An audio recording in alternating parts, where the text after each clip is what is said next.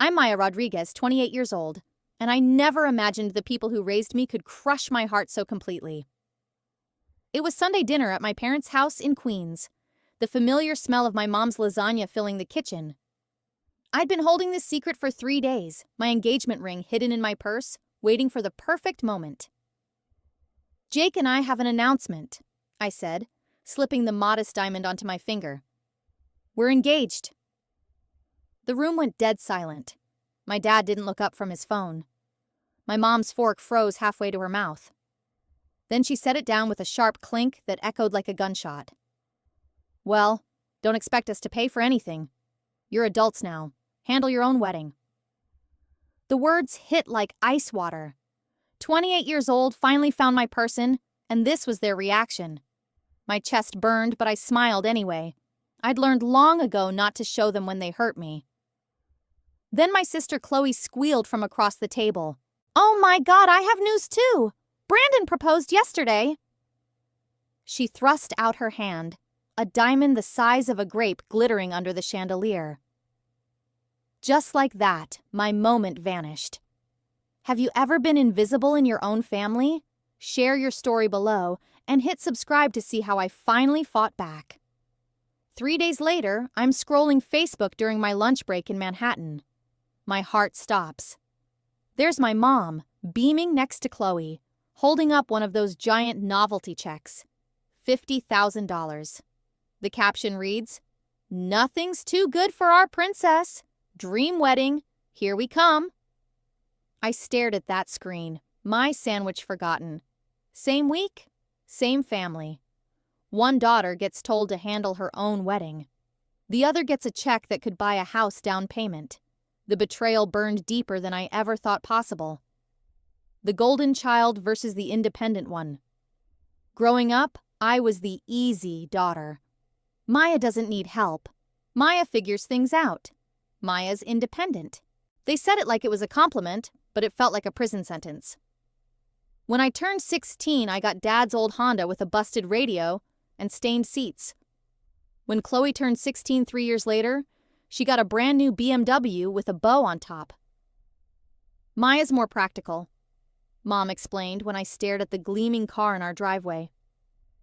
College hit different for both of us. I worked 3 jobs to cover what my partial scholarship didn't. Ramen noodles for dinner, library books instead of buying them, wearing the same winter coat for 4 years until the zipper broke.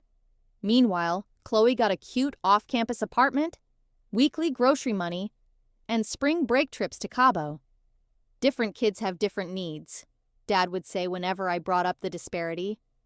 After graduation, I moved to Manhattan and busted my ass in marketing, working 60-hour weeks in a studio apartment the size of a closet. I ate cereal for dinner and walked to work to save on subway fare. Chloe moved back home and worked part-time at a boutique while finding herself through yoga retreats and art classes Mom paid for. When I got my first promotion, I called home excited. "That's nice, honey," Mom said absently.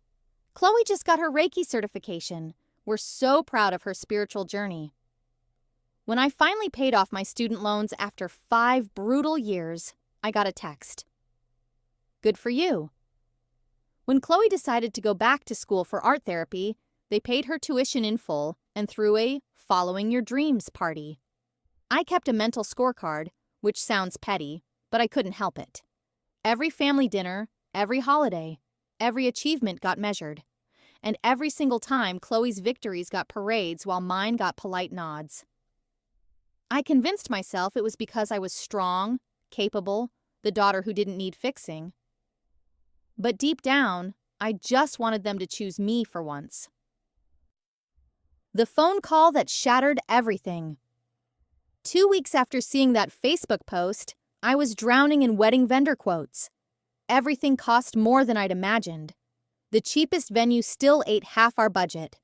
Photography packages started at $3,000. Even flowers cost more than my monthly grocery bill.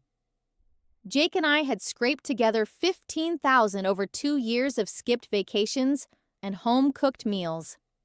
It would be tight, but we could pull off something small and beautiful. Still, some stupid, hopeful part of me thought maybe they'd want to contribute something.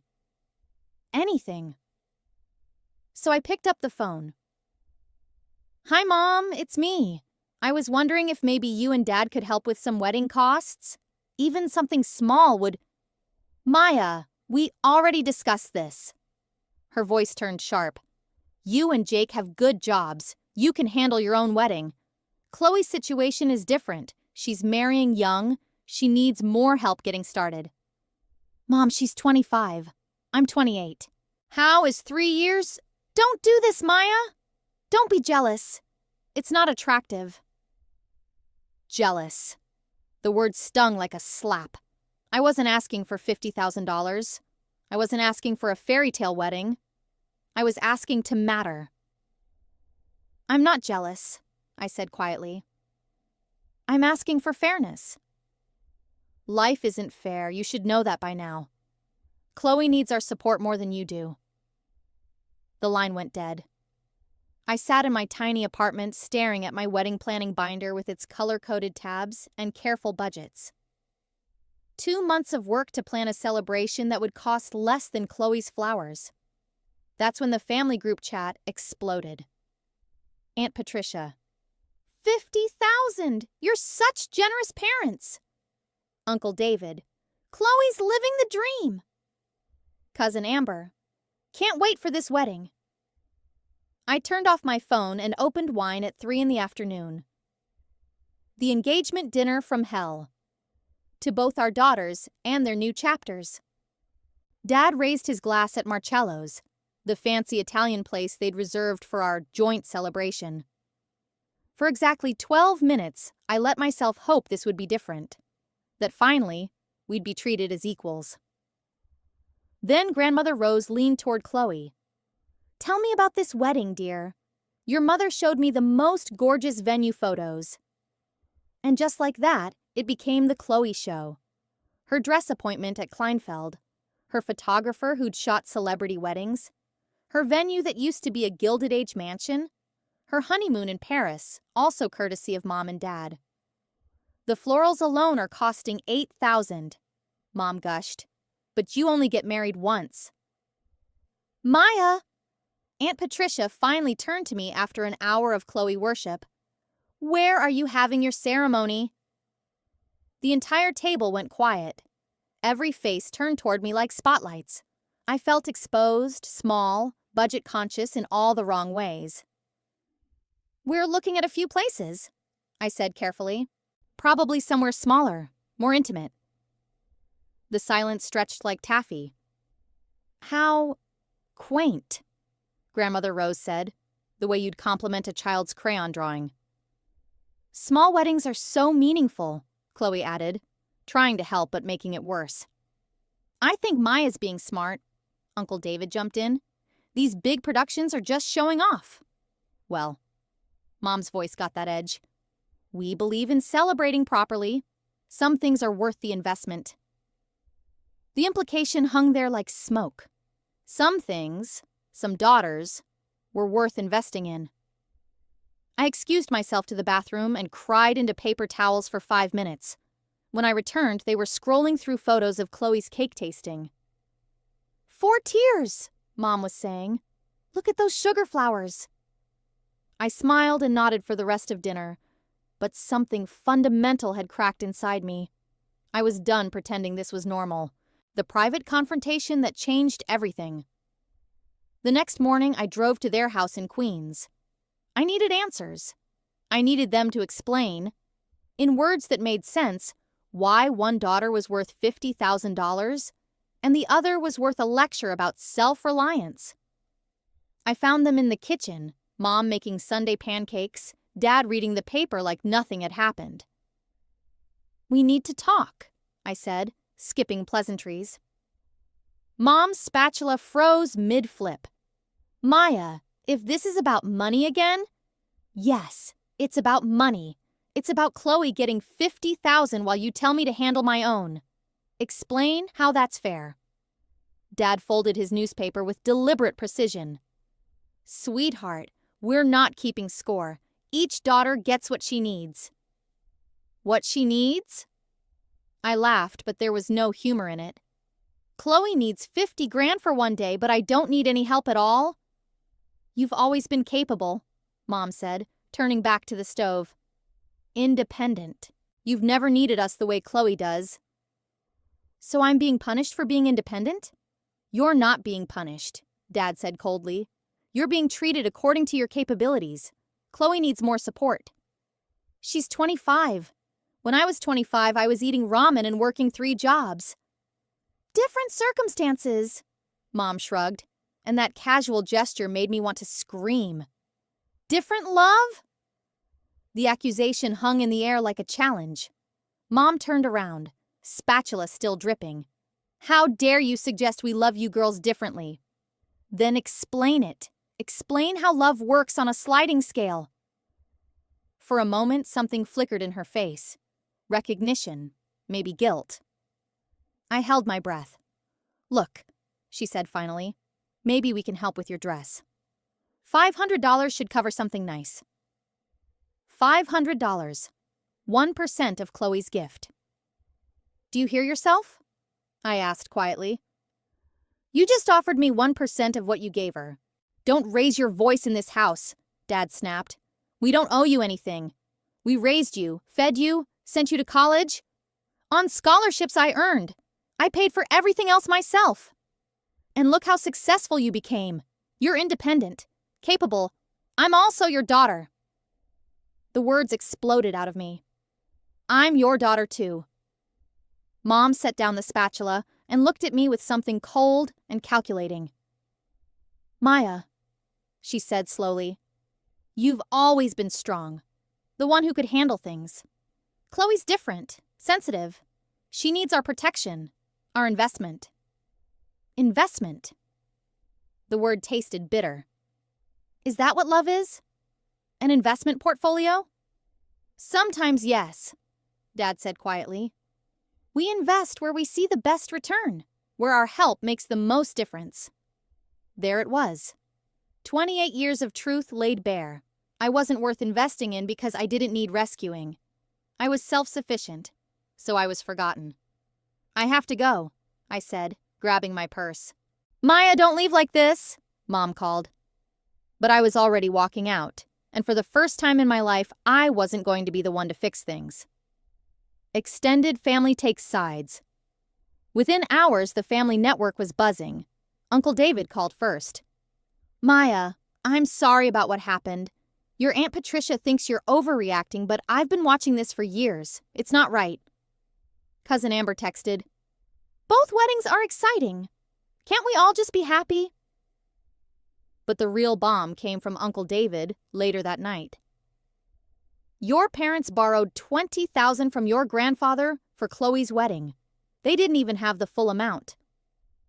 They'd gone into debt for one daughter while refusing to spend cash for the other.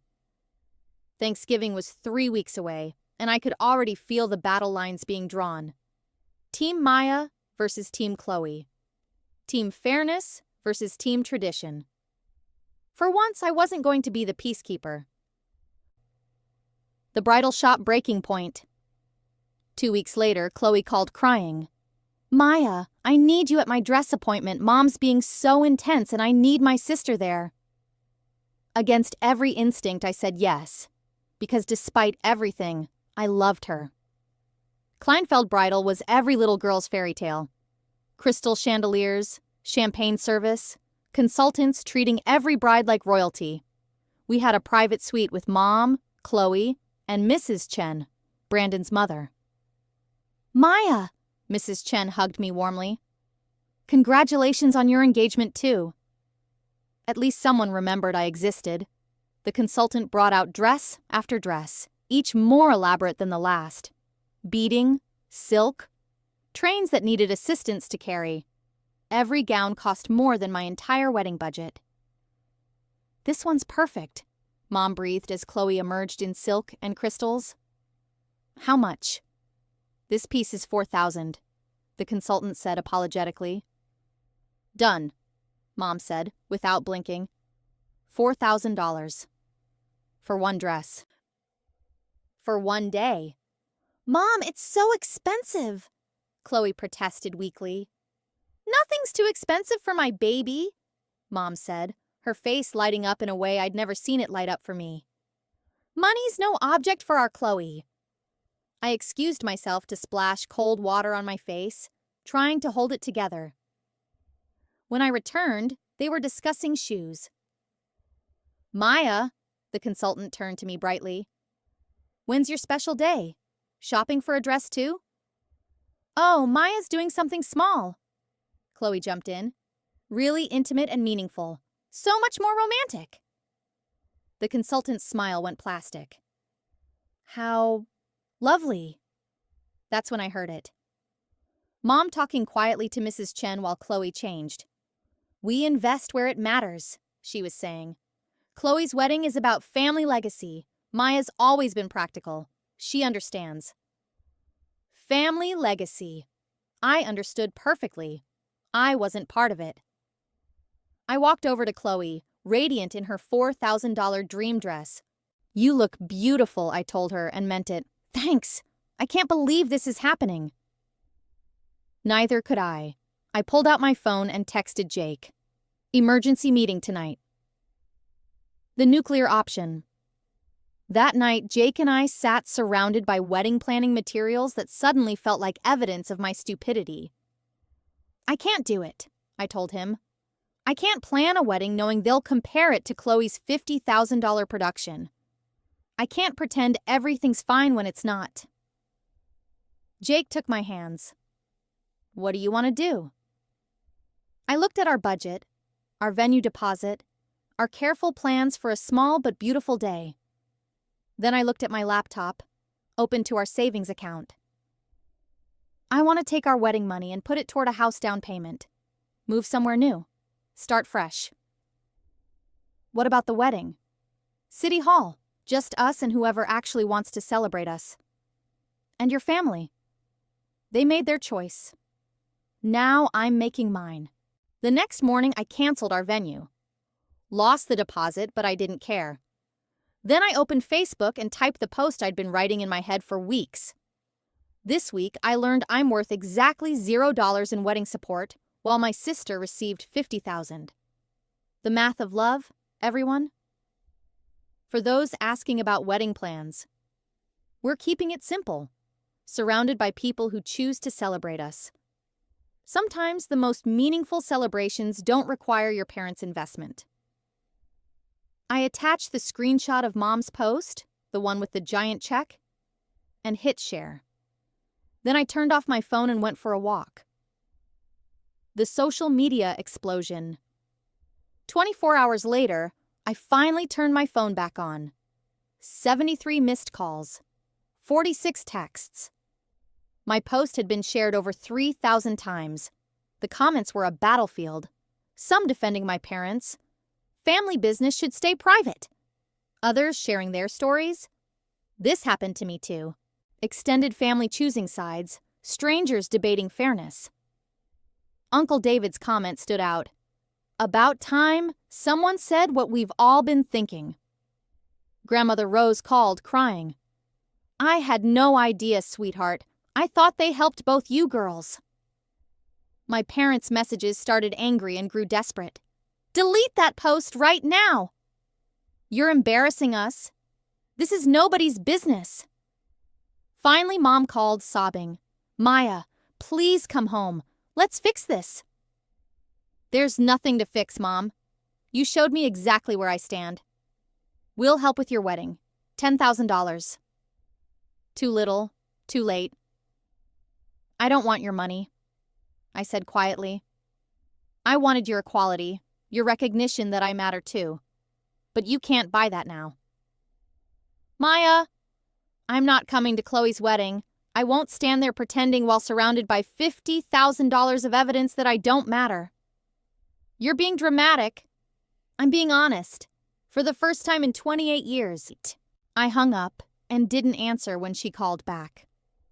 6 months later, the life I built. Jake and I got married at City Hall in Philadelphia on a Tuesday morning. 40 people who genuinely loved us, followed by brunch at a neighborhood cafe. The whole thing cost $3,000 and was perfect. My parents didn't come. Neither did Chloe, though she sent flowers with a note. I understand why you needed this space, and I'm sorry.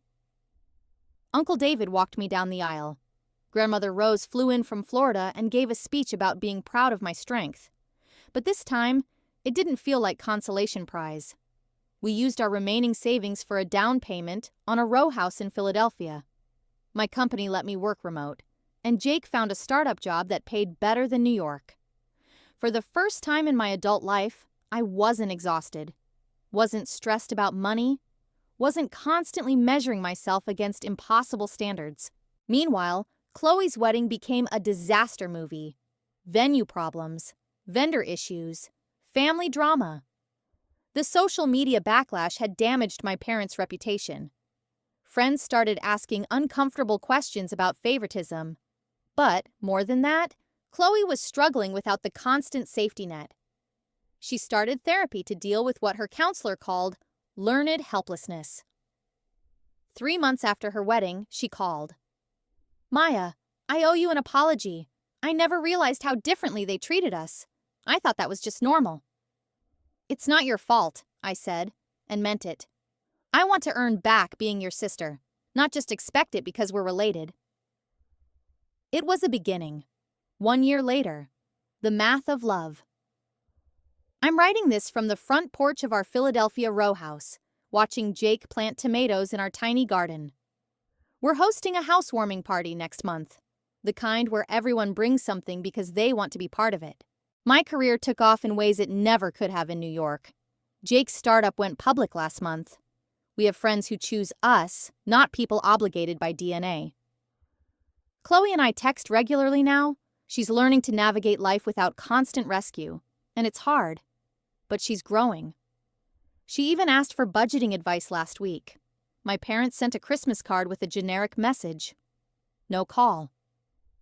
I sent one back with a photo of Jake and me in front of our house. We look happy because we are. The hardest lesson I learned was this. Real love doesn't come with conditions or calculators. It's not earned through perfection or suffering in silence. It's given freely, or it's not love at all. Some families invest in their children equally. Others invest in whoever needs the most rescuing, whoever makes them look best, whoever fits their vision of success.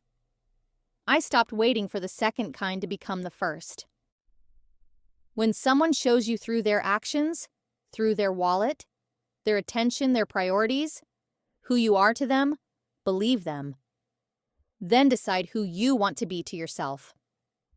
I used to think the worst thing was being the child who didn't need anything. Now I know it's the best thing, because when you don't need validation to know your worth, you're free to build a life with people who see your value without being asked. My small wedding was perfect. Chloe's expensive wedding was a production.